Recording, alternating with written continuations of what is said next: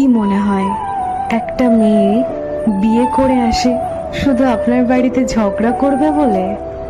না, মানে নিজের বাড়ি, বাবা মা, প্রিয় কোলবালিশটা ছেড়ে আসে শুধু আপনার সংসার ভেঙে দেবে বলে? এই মেয়েটা অ্যাডজাস্ট করতে পারে না, সেই মেয়েটা হিংসুটে, সেই মেয়েটার রুচি ভালো নয়, সেই মেয়েটার সবটা খারাপ।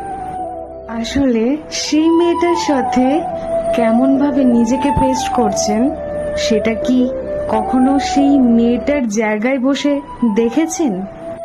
তার হয়ে বলার কেউ নেই বলে হাসির ছলে কত কথাই না বলতে পারেন। এ উত্তর দিলেই বা ব্যবহারটা ফিরিয়ে দিলেই সে খারাপ। কত সহজ, তাই না? আসলে কোনো মেয়েই অন্যের বাড়িতে শুধু কাজ করবে বলে বা বাচ্চা সামলাবে বলে যায় না।